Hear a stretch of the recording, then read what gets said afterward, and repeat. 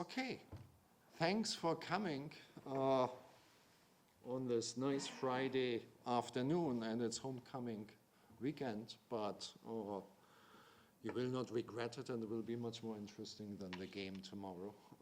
I'm very happy to welcome my former colleague and friend, Professor Andrea Borghini, who taught here for 10 years and then went back to Italy to found the Center for the Culinary Mind and the Philosophy of Food. But he did his BA at the University of Florence and then his PhD in Columbia University. And then we hired him and had a lot of fun together. But then he wanted to talk more about food, and we Germans tend to just eat the food, so he thought that was too boring, and he had to go back to Italy to be able to talk to food, talk about food.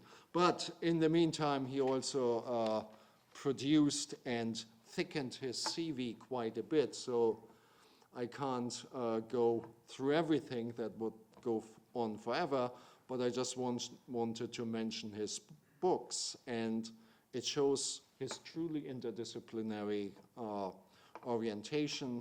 He has books out in philosophical metaphysics on the philosophy and metaphysics of modality. He has a book out on the philosophy of biology, philosophy of biodiversity. He just came out with a couple of anthology and a book on the philosophy on recipes. And today he will be talking about Bots in the Kitchen, a philosophical take on the digital food transformation. So without further ado, give a hearty applause to Andrea. Thank you. Thank you. Let's see if this is, does the microphone work? Yeah? Does it work? All right, thank you for the generous introduction. And it's true, in a way, I started working on food actually 10 years ago.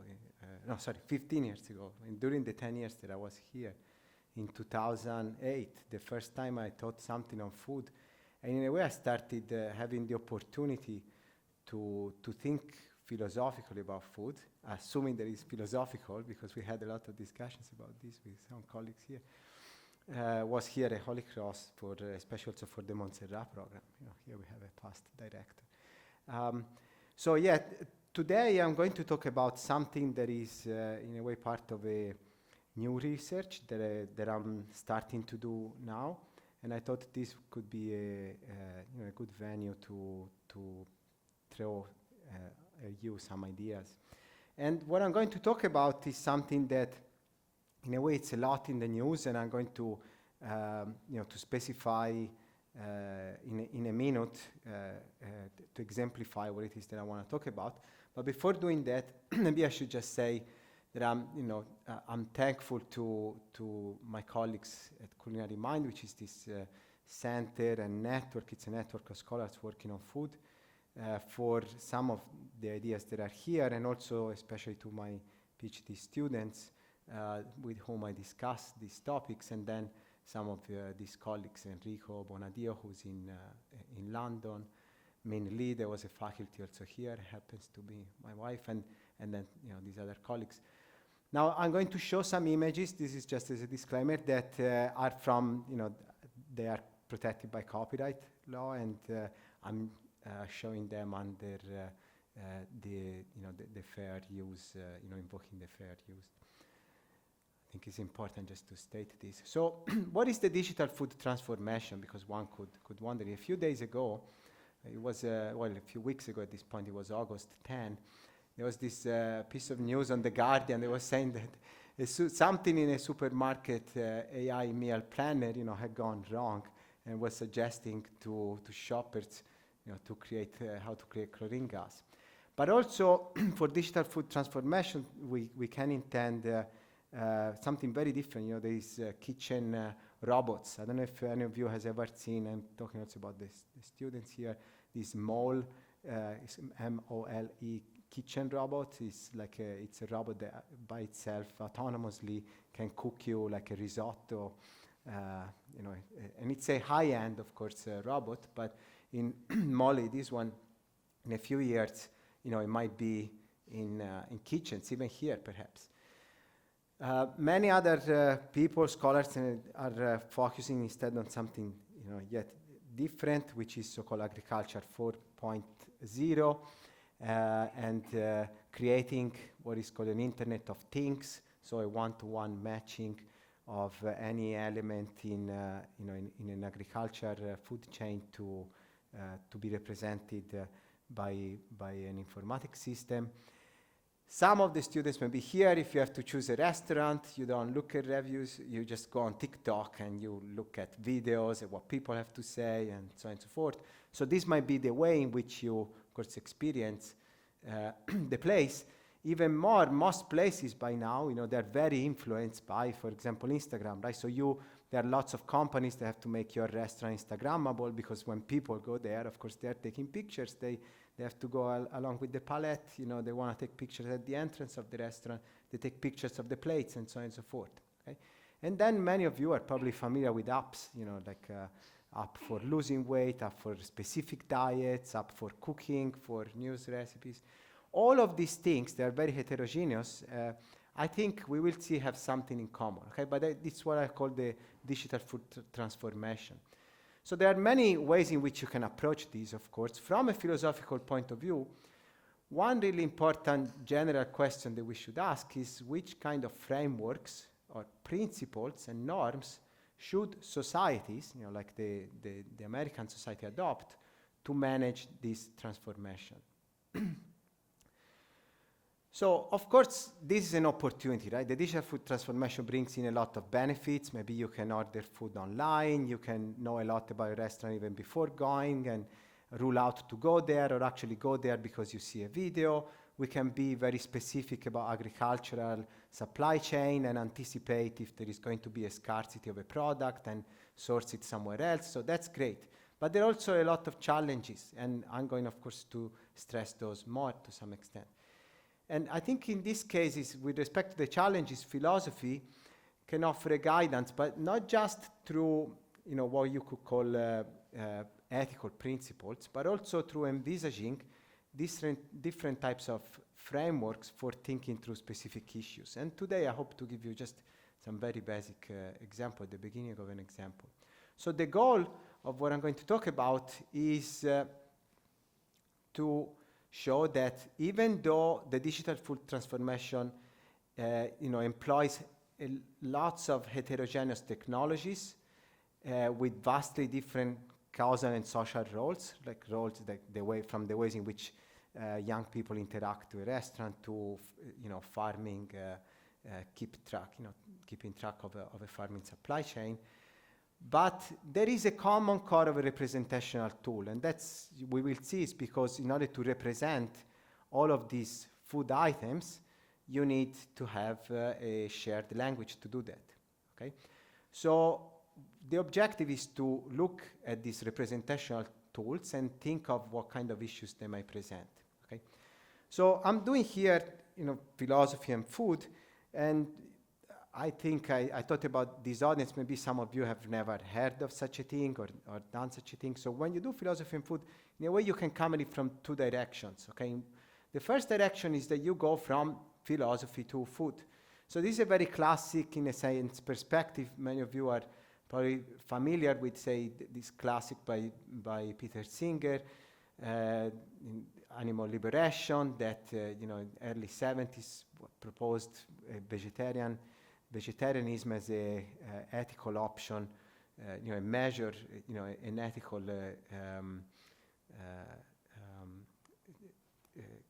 way of life that people should follow. And he still has a position where basically you search for very general ethical principles, and from those you derive what kind of behavior you should have, right? So even recently, this is from just a few months ago, he published a, I think, relatively controversial opinion essay on the New York Times whose title was Fix Your Diet, Save the Planet. So he was going from an ethical principle, we should avoid sufferance to all sentient beings, to deriving a behavior. So we should not eat meat, right? So you go from a very general ethical principle that applies not just to animals, but to everything, really it's universal to some extent, to behaviors, dietary behaviors. And there are other colleagues that work really in this direction. Jeff Sebo, for example, who teaches at NYU in the environmental studies and animal studies program, and who also worked with Singer is one of them. And another strand of the literature that typically moved in this way has been also in food aesthetics. So here you have Elizabeth Telfer, a British philosopher in the 90s, when she had to think about, especially the aesthetic aspect of food, she would move from more general philosophical principles to behaviors. Okay, and perhaps another relatively more recent, he has a few years by now, book, for example, that I would say moved in this way, for example, from the study of the history of philosophy and principles in the history of philosophy to rules about dieting is this one edited by Andrew Chignella, among others. So the aim of this perspective is to unearth principles and theories that should frame the debates, and proceeds typically within disciplinary boundaries, meaning that it's, I would say, more philosophically technical sometimes and speaks more to a philosophical audience. If you move in the other perspective, you have philosophers that have collaborated out, I think, more outside also philosophy department. A very important example here in the US is Paul Thompson, who taught for a long time at Michigan State University, and he has a long history of collaborating with farmers, for example, with farmers and with societies, NGOs that would address issues of animal welfare, of farming and sustainability, of community engagement, and so on and so forth. Another philosopher that was one of the early, working on philosophy and food is Lisa Heltke. For example, in Exotic Appetites, she goes through all the details of what is the interest for a diner to eat, say, if you in a restaurant whose food you perceive as exotic, what does it mean, that exoticness, and so on and so forth. But to do this, she's really dabbing also, I would say, with methodologies that come from maybe anthropology, in part sociology. In fact, I think some of the people who are here, of her work. Roger Scruton, a British philosopher with very different profile, but also, for example, he wrote a book about wine about 10 years ago that also really starts from the wine and from the experience of intoxication, and then tries to derive philosophical consequences out of that. This is another even more recent volume by Anne Barnhill at Johns Hopkins and Matteo Bonotti, who teaches in Monash University in Australia, that talks about healthy politics. So consider, for example, My Plate here in the United States, and tries to assess them based on some philosophical reflection. So in all of those cases, I think what is common is that you start from very specific case studies, right? It could be farming, it could be exotic dining, it could be wine, it could be healthy politics, and then you try to improve what the kind of terminologies, ways, values, ideas that we have in those fields. And so you do, in some cases, and this is in part what I will do, also what some people today call conceptual engineering and conceptual ethics. Those are somewhat fashionable terms, I think, in philosophy, at least in some philosophy circles today. Maybe sometimes they're perhaps even abused, but I think what is important of these cases is that the solution you try to find is not universal. So when Singer tells you that you shouldn't eat meat, the reason why he tells you that is an ethical principle that is somewhat valid not just with respect to dieting, but all sorts of other behaviors. Instead, here you might see solutions that arise from the study of a specific concept and the problem. Okay? So you start your reflection with a real-world issue. And you often have a cross-disciplinary collaboration that engages also with stakeholders. Okay? So today, I'm going to use some of the tools of philosophy of language and metaphysics, but I will, from the technical point of view, is very, very light, to discuss precisely the digital food transformation. Okay? So in this food to philosophy perspective. So what is it that happened in a sense? Even I was listening to this, to the Daily, this New York Times podcast, maybe some of you listen. At the beginning, now, the other day, they had the advertisement of a new series of podcasts where the journalists was saying that the most important transformation in food that is coming down is the transformation related to digital, because digitizing all food stuff, including food chains, is going to deliver measured transformation. It's true in what kind of foods we eat, how we eat them, their cost, and this has a tremendous economic impact, of course, not just in this country, right, but all over the world. So the digital food transformation shifts really the focus, right, from food to the digital representations, right, and this type of shift is really huge, impactful, for a number of reasons. So the first thing I want to do is to appraise the shift, just see a little bit more in details what it is about, and then to think of what are the issues with it and to how, what can we do about it, okay? So to understand the shift, first of all, we should think a little bit, say a few things about what is food, okay?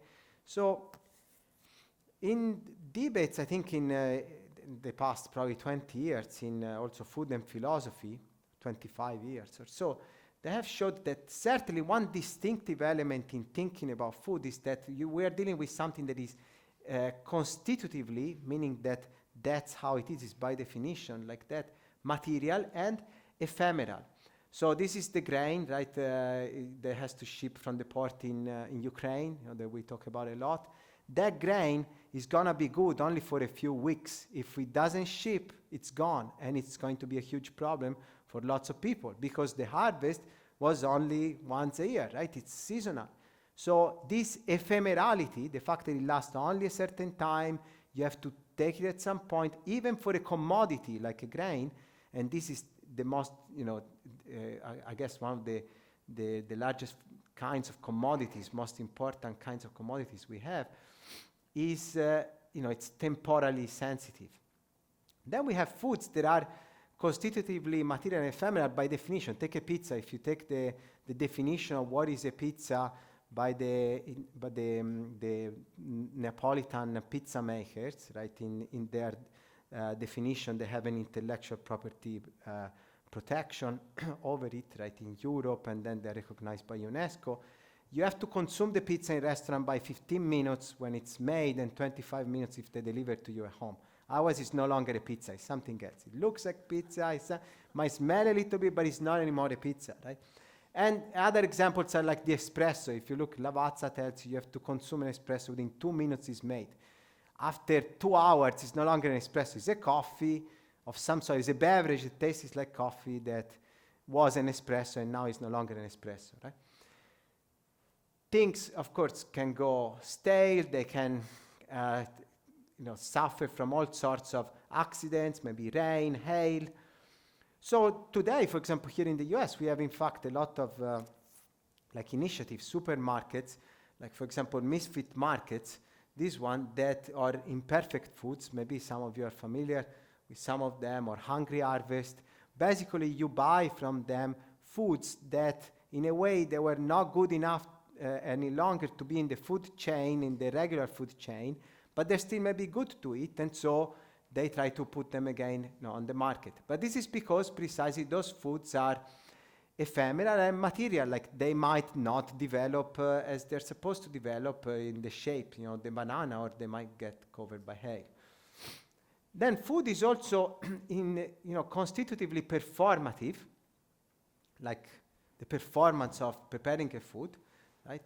And it evolves. For example, ketchup, of course, was a very different thing once upon a time.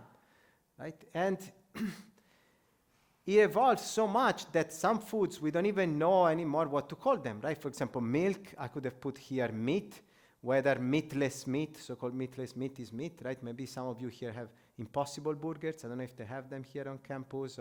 So is Impossible burger a meat? Is it a burger? There are, of course, legal disputes about this. We have to decide in legal courts, as consumers, as societies, what do we want to call them?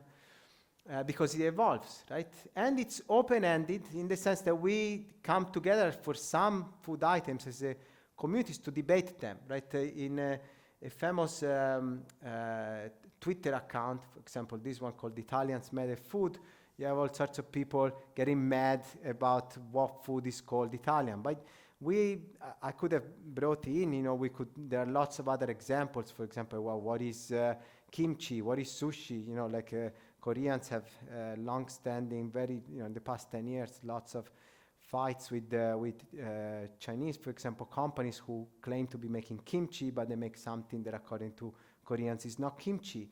So, of course, it's quite open-ended what it is that we want to call what, and it's because those foods, we constantly remake them, they evolve, they change, we change techniques for making them, so we have to figure out their identities. Okay, so this is the food. These are very basic things. We could discuss them at great length. There is research going on this. But the point is that food is like this. Instead, when we talk about the digital food transformation, we are talking about food signs, so things that can represent the foods. Okay? So a food sign is something like, this is the Chianti Classico sign, or the Pizza Napoletana STG sign. There is STG is traditional specialty guarantee. This precisely this intellectual property certificate that is given by the European Union. Champagne, many of you recognize it as a sign of something, of a product, a geographical indication. But we have signs even like this, pasticceria, panetteria, whatever, bakery. And another kind of food sign, this is a very old menu, like 1850 menu of a restaurant. That restaurant is gone, that food is gone. The hotel, I think, is gone too. But we still have the sign, right? So the key point is that those signs, they last.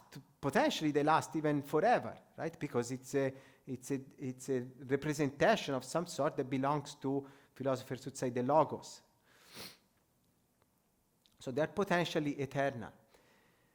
And one important thing is that basically those signs, they stand in a complex interplay with the food stuff, right? So we have the food stuff, and then we may have disputes about what you can call the food stuff, right? If you come to Italy, like if you come to Milan and you drink wine, sparkling wine made in the region that is made exactly with the same method and maybe even grapes, then champagne, you can't call it champagne. You can't use that term at all in anything, right? Not even at a restaurant on the menu, you can say champenoise sorbet, for example. There was a famous legal dispute about that. The champagne, they sued them because they said this is champenoise sorbet, but it's not, because they don't use real champagne. And so which names, so which food signs can represent adequately or not which foodstuff, it's a complex matter, right?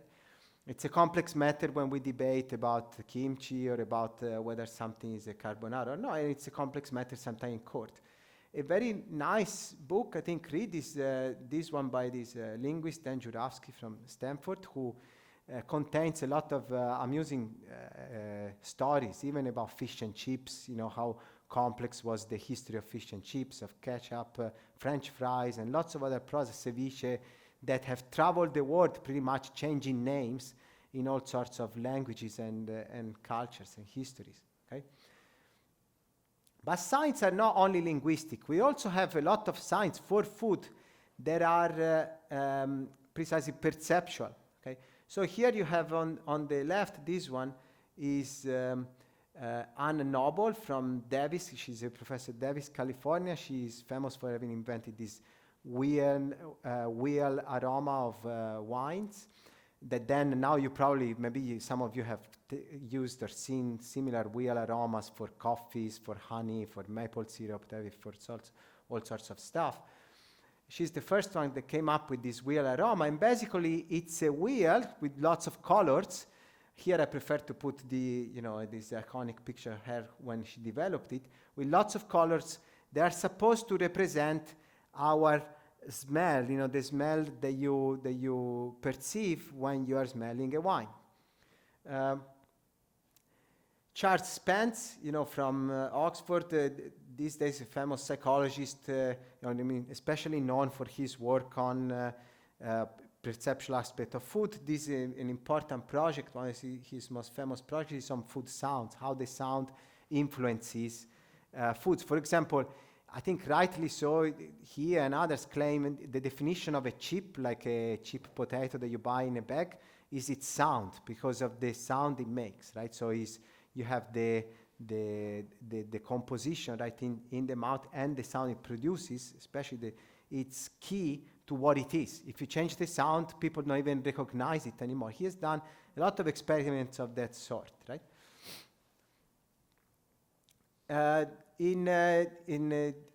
Joseph Youssef, this chef who works also here in the US, runs a company called Kitchen Theory, developed in the past few years what he calls smell bombs or odor bombs. So basically you open, it has already changed a lot of also food industry. You open a package and you get a smell, a very strong smell that is called precisely a smell bomb.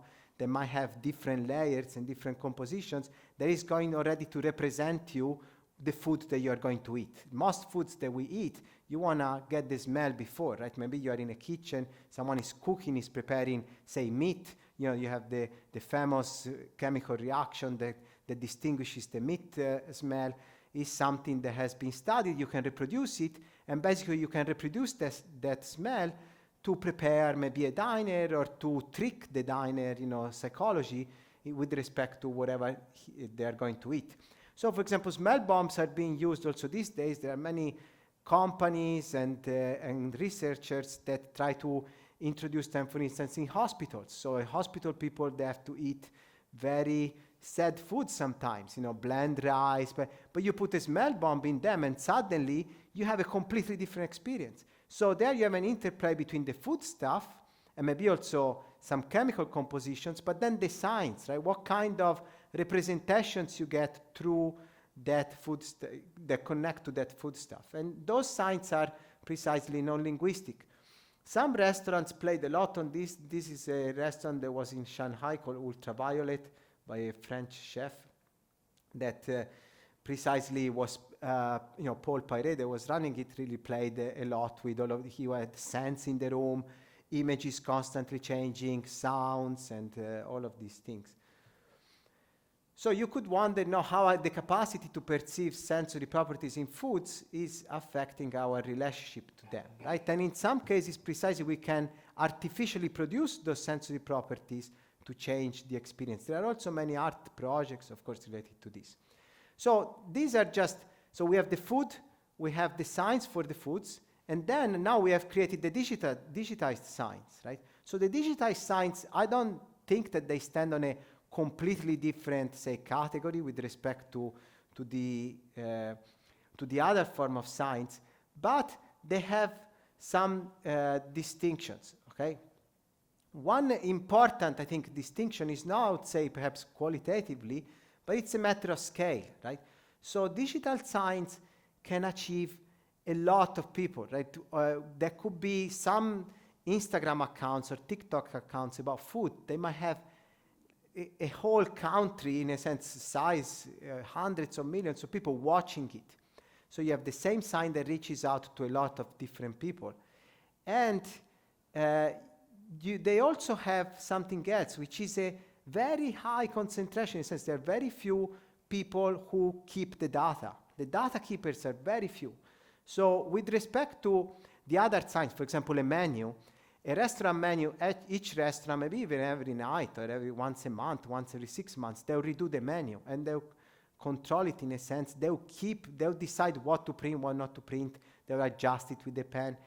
This digitized signs, the restaurant owner by now is a mediator, but the keeper, the people who keep the archive, of course, are not there, but it's maybe a company that operates out of, could be California, it could be China, it could be, and they have their own, data stored in maybe the ocean or some other places. All of these things are really important in a sense when we think about what kind of,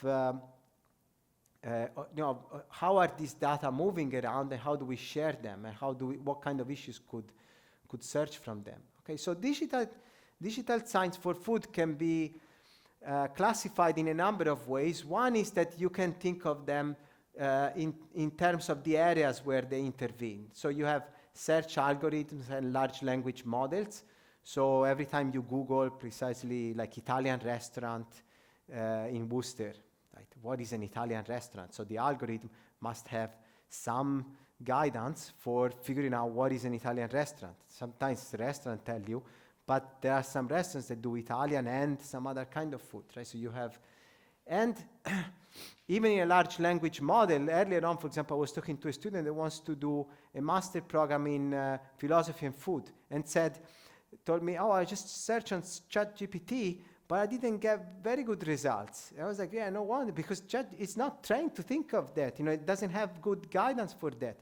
But people, of course, do this. This is what, this is a 22-year-old in Milan that eagerly tried to figure out what is a program and asked a large language model. Why not? But a lot of even important chefs these days are turning to large language model to maybe change their recipes, figure out new recipes. So we have to think of what are the principles that they are built on. Then you have a whole set of digital health technologies that are really important, right? So you have apps and all sorts of tools for specialty kitchens, like a hospital kitchen, a treatment center. Think if you have a treatment center for eating disorders, how you prepare meal, how you present them. You might develop specific apps, for that. And then you have all sorts of tools for general population, like My Plate. Then you have, kitchen robots and cooking machines, and all of this kind of stuff that are very important. Maybe some of you know, like Yokai Express or Piestro, has any of you? It might even be implemented here. There are a lot of campuses that have these, basically they're like machines that automatically can make you ramen, okay? There are hundreds of campuses. You have there was, I see. But so they're trying, always new and new, more improved, and I think in a few years there are also some that make pizza, for example, like that. In Rome, it was a big scandal. They were like, they cannot claim that they're making pizza, it should be called something else. But some of them, they claim to have invented really good machines, and I never tried some, like Piestro, I never tried, it's very recent, but I'll be really curious to try it. Because there is a lot of course, interest generated into that, because it's very hard, as you know, to find people personally in restaurants. It's a very tough job, very unstable, and so at least if you can automate some of the process in certain contexts, for some people it's a value, especially for those who maybe own the place, right?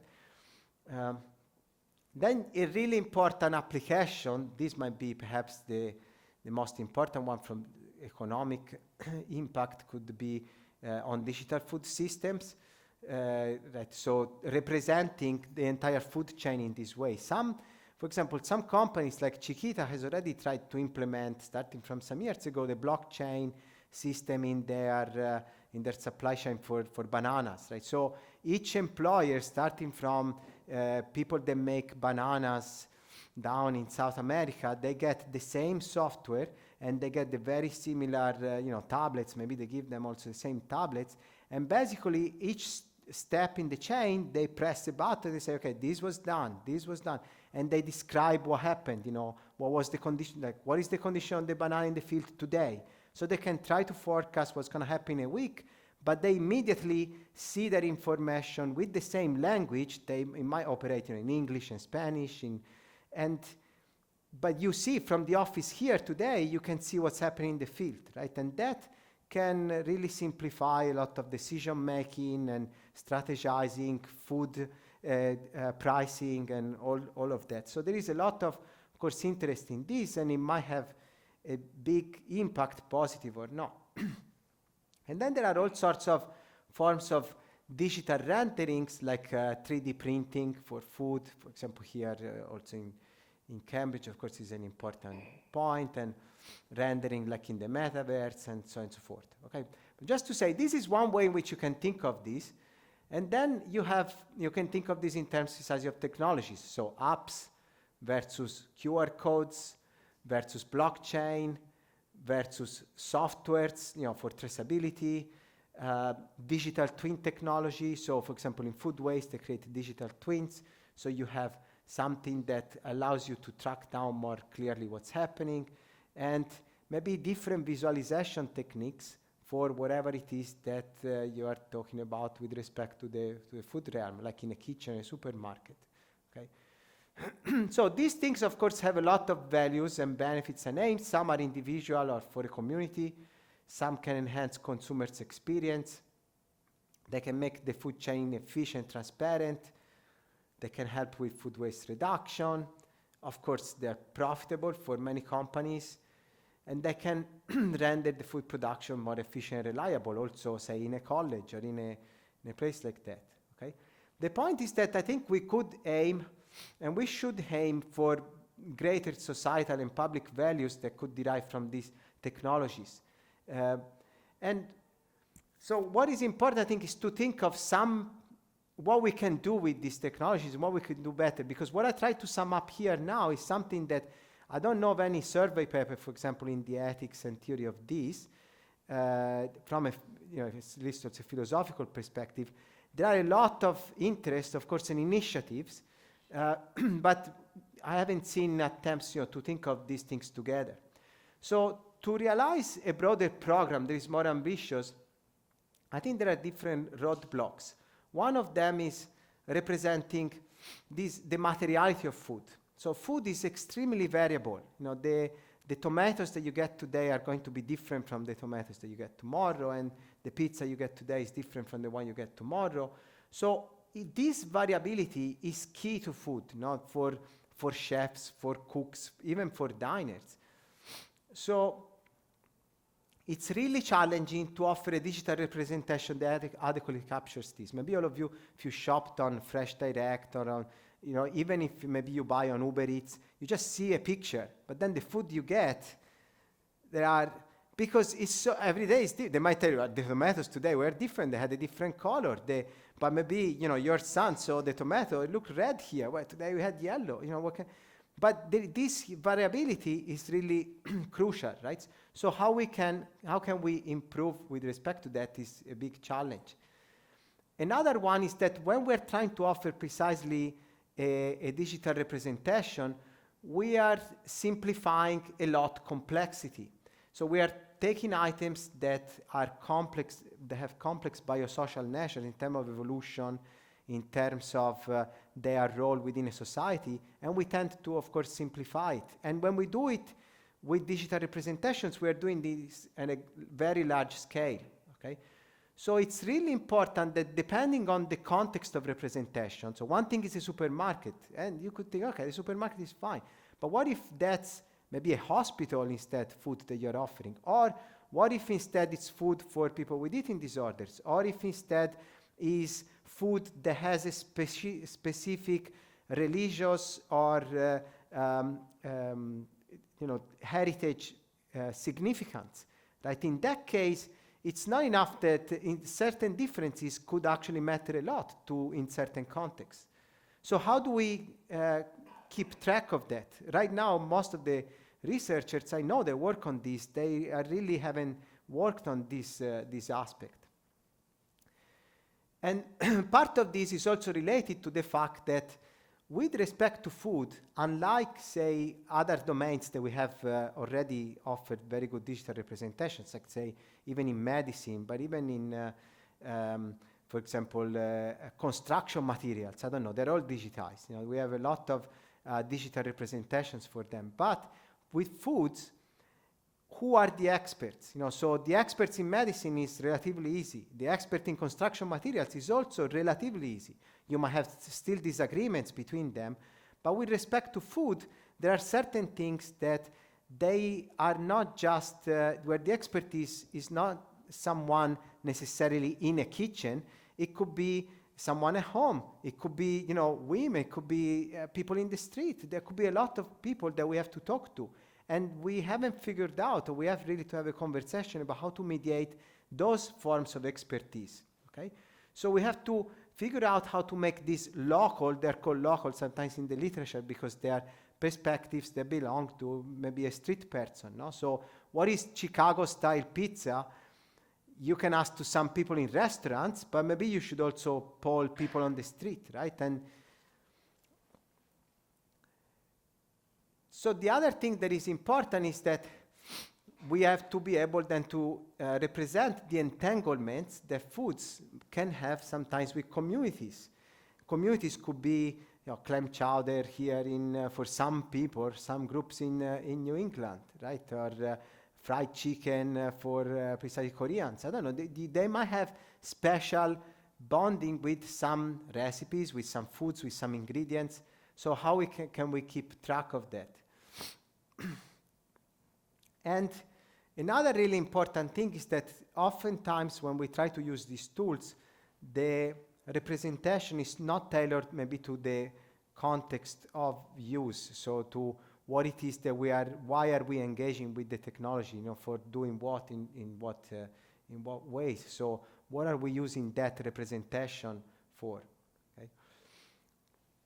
Now, you could think, okay, we have been talking about all of this stuff, it's all scattered, why do we have to discuss it in one place? I also say from a philosophical perspective. I think the key point in that is this one, is the interoperability. Okay, so you don't want that your diet app calls your food with a certain term, and then the college food app calls it with a different term, and then your grocery shop calls it with another term, but it's the same thing. It really creates a lot of confusion.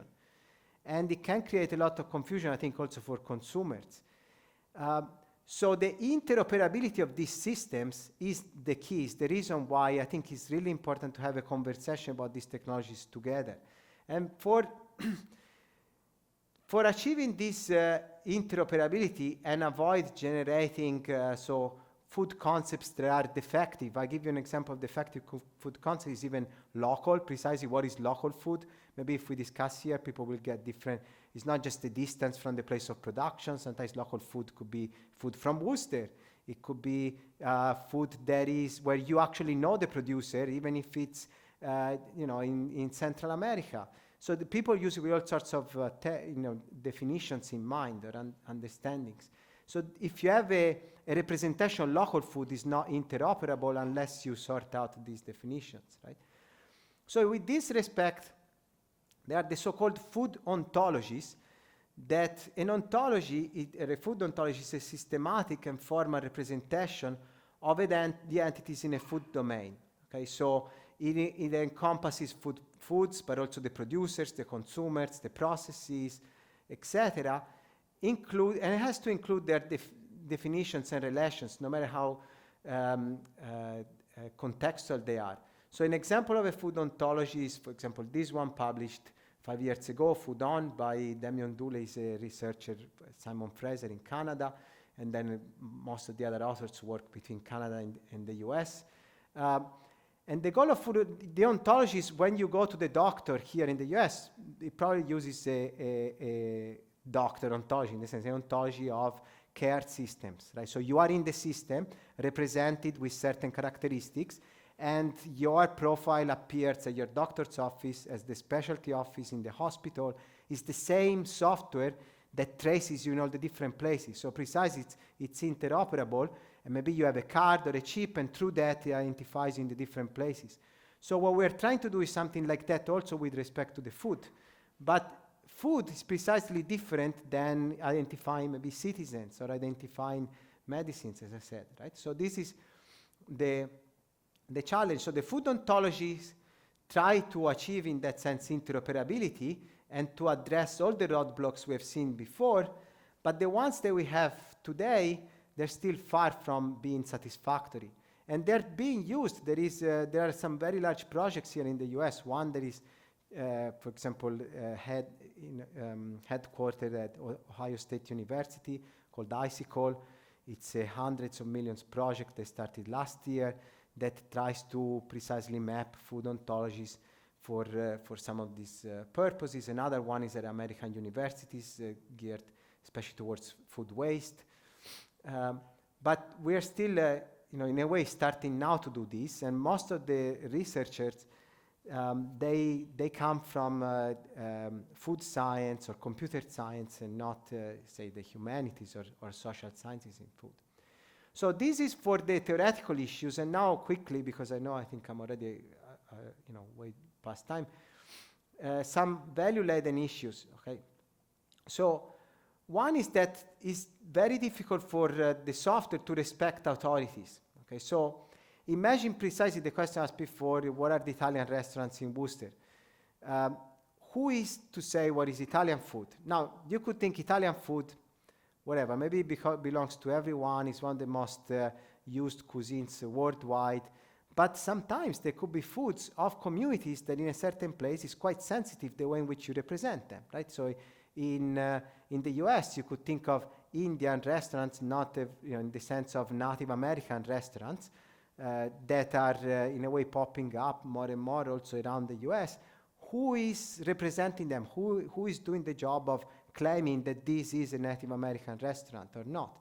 It's culturally sensitive, this question. And of course, there might be a lot of other categories that are in that sense culturally sensitive. So it's not just a matter of sorting out how to represent those local forms of knowledge, but also that if we don't do that, we are not respecting, in some cases, those authorities. Okay? Another, think of the importance of these tools, for example, for keeping track of food biodiversity. Once we classified, say, grains as all the same staple, then we lost all sorts of variability. So now maybe we know that grain could have a lot of different, there are a lot of different varieties, and some of them are more precious than others. They are more valuable than others, also for biodiversity, for how they are resistant in certain conditions, and so on and so forth. So these digital food representations, they can actually help us a lot to keep track of differences, or they can annihilate them, right? Or they can contribute to annihilate or undervalue them.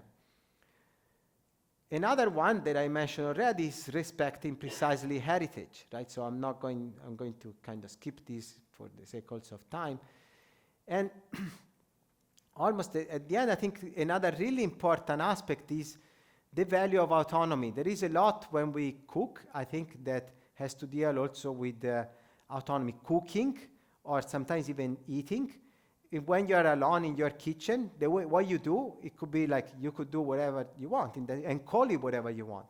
Now, the more that these digital representations become intimate, we always have them with us, they guide us, and the more that they actually enter into these spaces that we have of autonomy, right? They become part of how we construct our identity. And some people have started looking into this, of course, in many other fields of how technologies enter into our intimacy is obvious.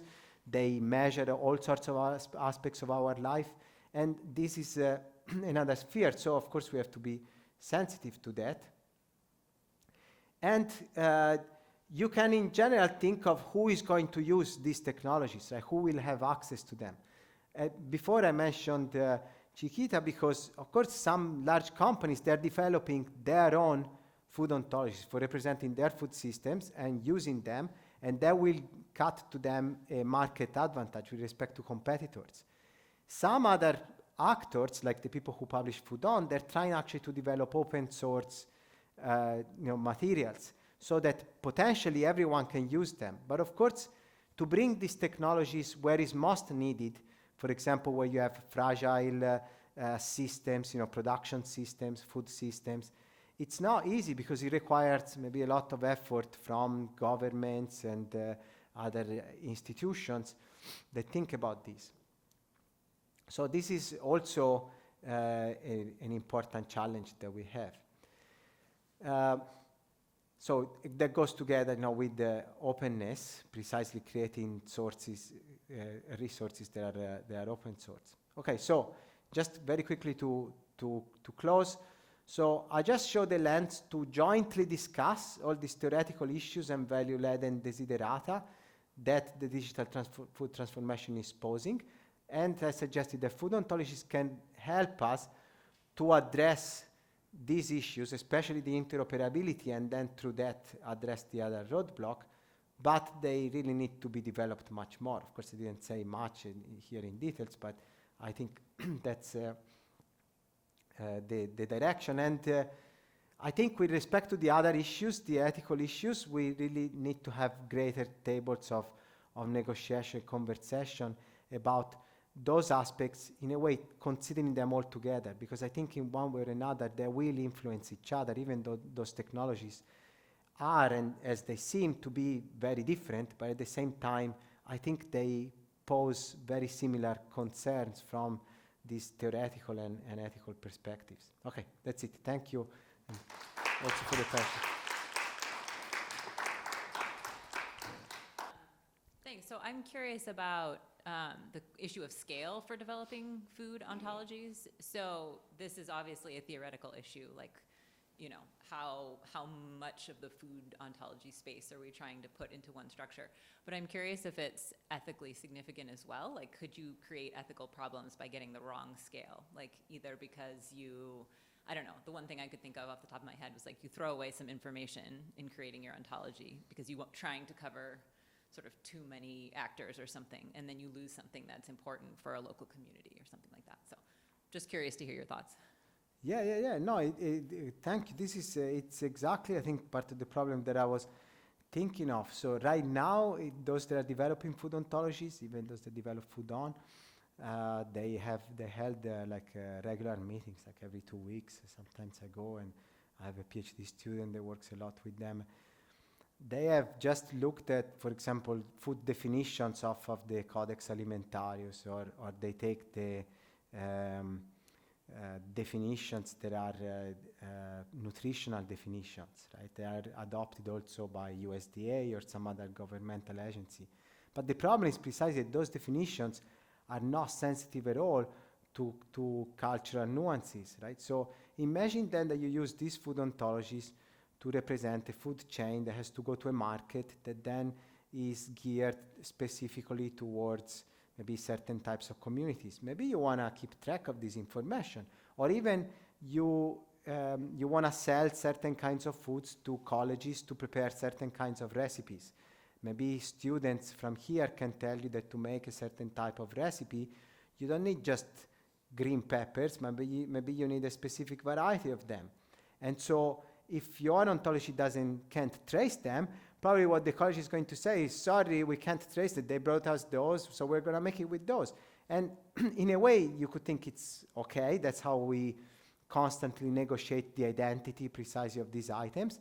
The problem is that here we'll be somehow forcing it, starting from the technology, on a large scale, because this technology, it might be developed here. It's not that, and there are, of course, research groups that try to do this maybe in Japan, in France, but not all over the world. And once it will be partially developed, then maybe we will keep going with this for 20 years all over the world. So some of the mistakes we do now, and of course we are going to do some mistakes for sure, we are going to bring them, carry them over, and even for maybe a generation or two, and to a lot of other communities. So precisely those are the questions. How can we involve in doing these representations more nuances? And I think a difficulty here is that from the perspective of a food ontology, you need a representation that can be easily inputted into a computer system. It has to be standardizable, it has to be clearly, easily recognizable, it doesn't have to be ambiguous, it has to have all sorts of... And then on the other hand, if you look at a lot of brilliant studies on the anthropology, sociology, history of certain foods, they talk about all sorts of nuances, right? But without without rigor in that sense, if we pass the term, with respect to the representation, precisely because so how can we mediate between those? I think we can try to think of tools, and there are tools also that we can derive from other areas, but certainly it hasn't been done yet, and it should be done. It ought to be done, especially in this field, where precisely the epistemology of certain groups counts much more, right? So that's, I think I hope. Hi, Jenny German-Moles, Sociology and Anthropology. Hi, Andrea. It's so nice to see you. Welcome back. I've been thinking about you lately because I'm teaching a new seminar on food and mobility. And so that's kind of where I want to ask my question, because a lot of my students from the seminar are here. And so we've been talking about the mobilities paradigm, applying it to food. So we've been thinking about different mobilities, right? Physical mobilities, object mobilities, but also imaginative mobilities and virtual mobilities. And so thinking about physical and object mobilities, we've thought about how what ends up on our plate isn't necessarily the most delicious food or the most nutritious food, but the food that fits this sort of capitalist logic of being efficient and commodifiable and profitable and portable, right? And that portability is so key. But then my students actually seem to be more interested in virtual mobilities, right? And some of the things that you're talking about, is the food Instagrammable? In other words, is it portable but in another way, like in a virtual way? So I wonder if you would have anything to say to them about sort of thinking about, right, how the virtual mobilities of food, how we might resist fitting them into like the capitalist logics, and maybe more towards some of these things you're talking about later, biodiversity, justice, food justice, which we also align with mobility justice. So I don't want to put you on the spot, but if you have anything. Yeah, no, along this those is lines, such a I'd love great to hear question. it. One, I don't know, I tell you what comes to my mind now. One way I would see this or think of this is, so think of a dining experience, right? So an experience where you consume food. You could share it, maybe someone is eating, someone is not, but you have a dining experience. So within that dining experience, there are certain things that are movable, and other things that probably are not. And in a sense, that's the beauty of it and the difficulty of it, right? So I think with even digital dining, so meeting online to eat together, sharing, cooking together, or all these forms of, sharing a place, or in the metaverse, you can, in a way, you can move certain parts of the experience. And perhaps there are parts of the experience that can be movable, even in the sense that you can create replicas, like in the perceptual examples I was showing, of the sound, or maybe we all listen to the same sound through similar sound systems, even though we are scattered, and so those things can be movable. And then you can have the materiality of it. You can think of what's the importance of the materiality. I remember 3 years ago, by now it was right before COVID, I was doing a workshop with a butcher that, he does cured meats, so they're fermented, right? And the fermentation is very specific.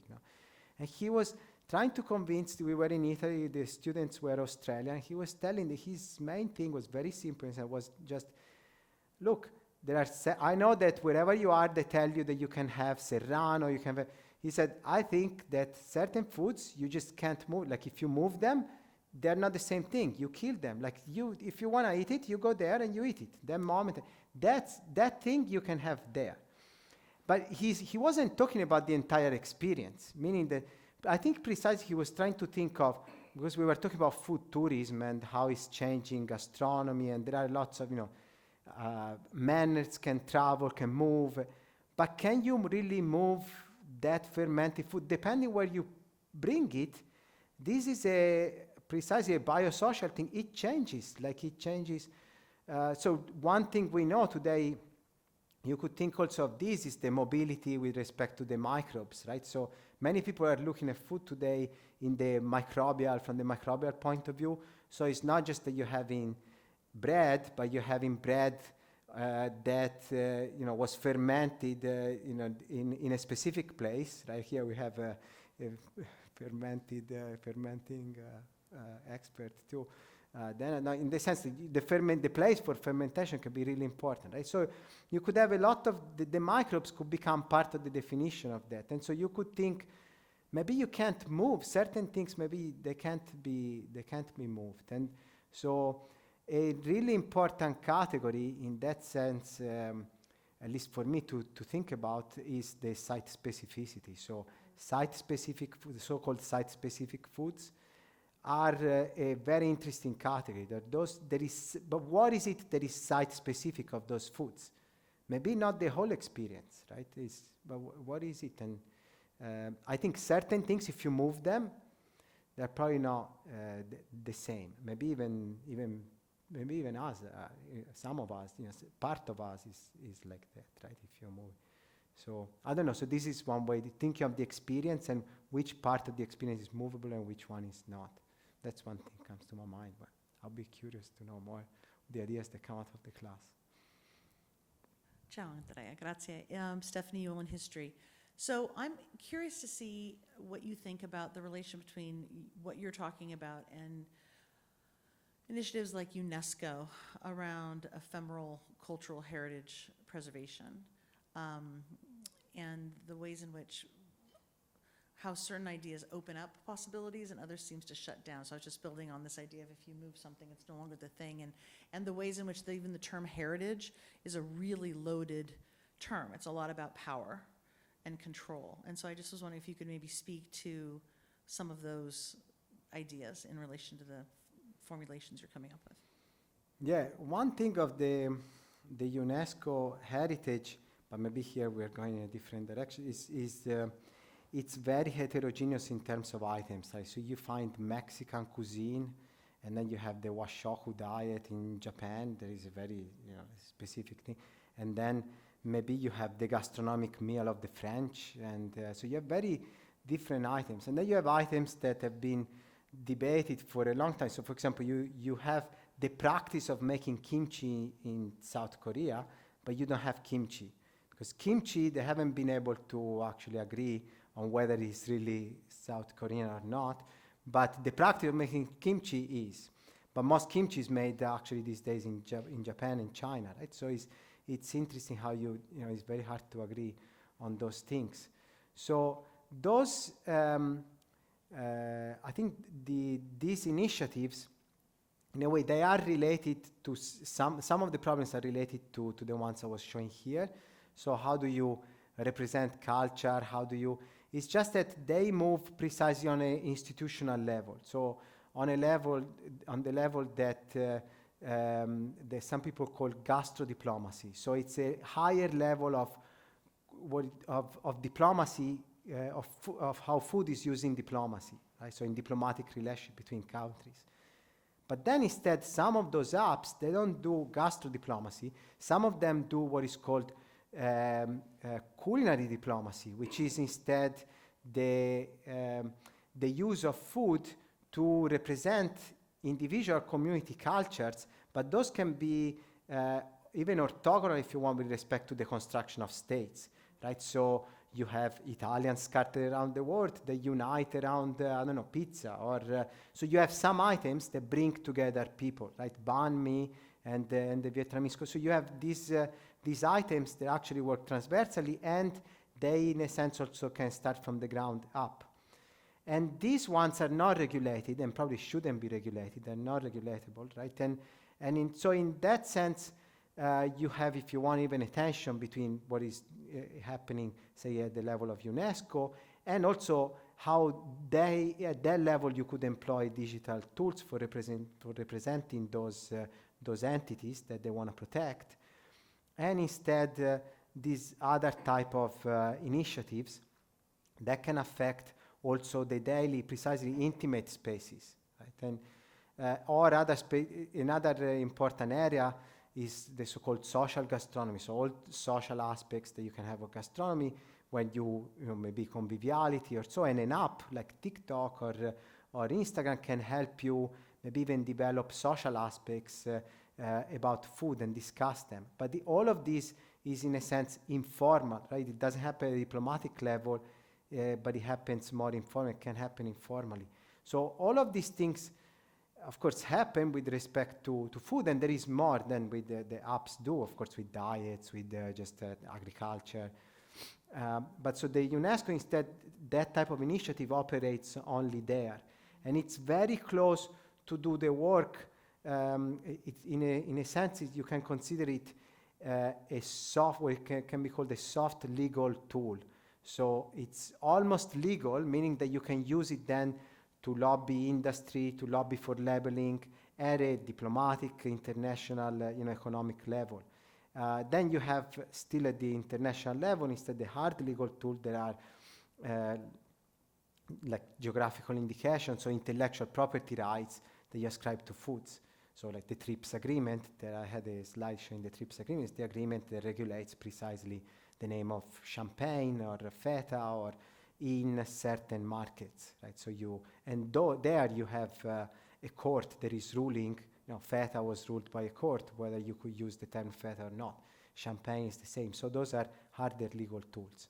So those initiatives, they operate at that level, and they haven't really so far, as far as I know, used that much digital technologies and digital tools for representation. But I imagine that they might in the future also to disseminate what they do, but they really work at a high level.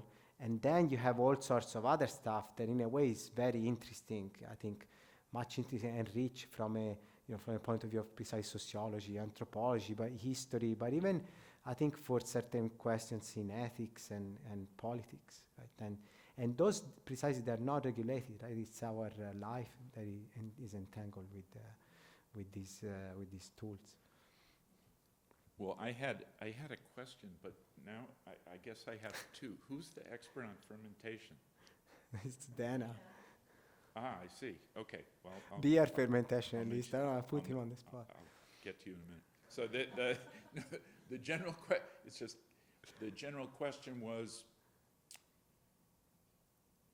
digitization prospects for the farmer, up or down. In other words, the relative opportunities versus dangers or problems for farmers. I mean, it's a big topic.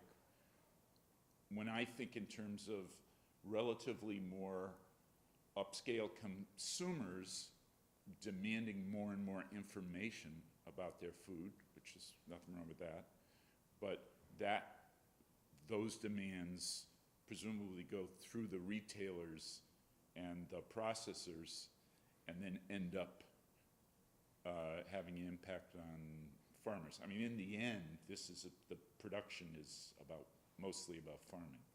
And so I just was going to ask that. But I'll just mention in the process, so, right, when you're talking about locality, isn't it the case that lambic beers in Belgium used to be wild fermentation, where literally, the flavor from this local brewery is dependent on them not cleaning the building. And it gets, I don't know how the EU handles that anymore. I don't know if it exists, but that was just an example. But the main question is about farmers. Yeah. No, and about the EU and the local artisanality, we could talk because, the rules that have been passed, they certainly have changed a lot. But, the first question, is big. My perception, and I don't know, there are lots of people, of course, thinking about this now, but my perception is that in a way it's still open, and of course for some farmers it might end up well, but maybe for most might not. So some people, for example, think, okay, blockchains. So you have a blockchain, you can completely trust what's happening, where your source is coming from. We don't need anymore to go to the supermarket. We could distribute the foods, maybe with alternative sources. Maybe we put them on a truck. We find ways of improving also the logistics. We put them on a truck and we distribute them to people. You bring them to a center, you order what you need, and you go. So you could rethink, in that sense, really food systems, perhaps, if everybody can share this technology that tracks down with a shared language too, in some ways, whatever it is that you want to eat and you want to order, right? But this is a theory. To do it in maybe you can do it on a very small scale with a small group of people that perhaps already know what the farm is producing, and now you order it differently, or you start ordering from 4 or 5 farmers. To make it on a larger scale is not easy, and it depends also, I think, on larger investments. So imagine, I know one of the biggest problems, for example, for colleges is redundancy in the food chain, right? It's not that if you're say Holy Cross, now not to put them on this, I think they do a good job, a very good job. I know in part what they do in the kitchen, but it's very difficult to source reliably throughout the year salad or tomatoes, right? Certain very basic things that people want that you. So if you go just with local farmers, maybe you have enough in theory. But what if then there is hail on Sunday, and then next week there is no salad? So you go to the salad bar and, sorry, there is no salad. Are people ready for that? And what do we offer them? So that form of redundancy, meaning if you don't source it from here, you can source it from somewhere else, it's not built around this. So you could think that maybe in some of these ways you could improve that. You will know sooner if you don't get the salad from one, and you can order, faster from the other and get it shipped.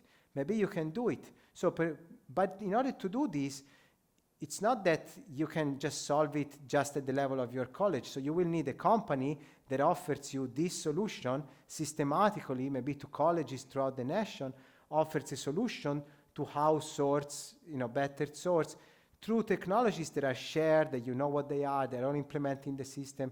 So it needs a concerted efforts.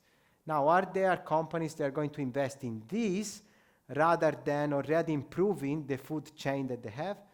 The chances that Cisco, any other large company that delivers foods, maybe they just want to improve their food chain, make it more efficient, more profitable, more of everything, maybe even offering better foods, a bit better foods, but keep it as is rather than maybe going to invest into a completely different food system shape, basically, and strategy. So this is, I think, these are the risks. Then I'm talking just about the US. There are people thinking about these things in all sorts of contexts, in very rural areas, in the middle of nowhere to a certain extent, with farmers that are really far from the market, and so maybe you can project better how to communicate between them. So it's, we can think of many different applications that we can create. I think in a sense there is a lot of space for imagination, thinking about, so for reinventing the food system that we have now, that is evidently, most of the foods we eat, as we know, they weren't designed to be produced on such a large scale, so maybe we can think differently about how. But on the other hand is, you don't have one actor, right? You have a lot, and then the risk is, of course, how this is going to develop. It might not necessarily favor. And one other thing that many people have been talking about, of course, this goes with mechanization, with lots of other stuff, but is even with respect to the role of farmers, most of the agriculture today is even moving away from the field and doing, more and more away with the farmer. And so you can even think about meat production for some people in that respect, or meat, whatever it is. But a lot of the vegetables, even here in the US, and so farming in that sense, as we know it, might, not change, might become a very small scale thing. But not just farming, perhaps even many other areas. If you think of automation, like baking. Recently I was talking to a baker, a very good artisanal baker in Italy, and he was telling me, I don't know how much baking is gonna go on for. You might have a few specialty bakeries that try to continue, but if you're in a town of 20,000, you had 10 bakeries, maybe you will have none, or you might have one. Every maybe 100,000 people, you might have one bakery, and then the other ones, they're just produced on large scale, and then baked fresh in the morning from the freezer, because it's maybe most of consumers don't perceive a distinction. Those things have gotten very good, and so it's a job that is phasing out, right? So in the food world, jobs are changing a lot, and of course these technologies and this possibility of representing foods digitally has changed very much, even in restaurants as we know. Yeah, thanks. Carsten Stüber from Philosophy. I guess it's something that Larry mentioned.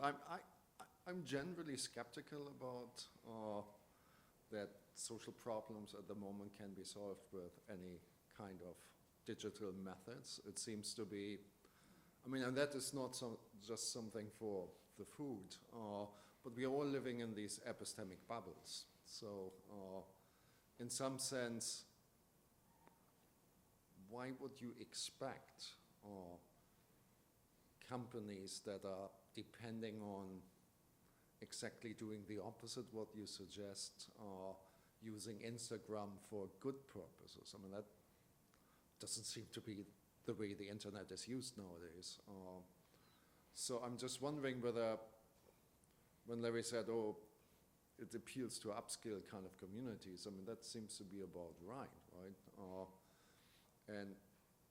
And when you talked about food justice and trying to somehow reach a larger audience, I'm just wondering how that should work. We need a much larger educated public in certain ways that would demand something like that. Yeah, no, I think it's a very important point.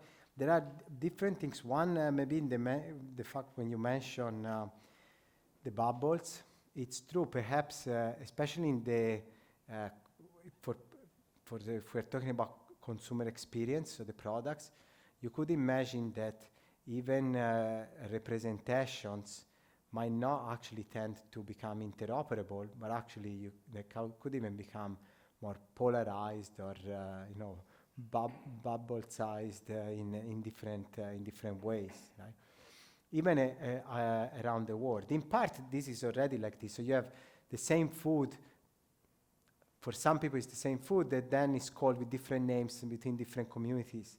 That across borders or across. We know these in different languages, in different.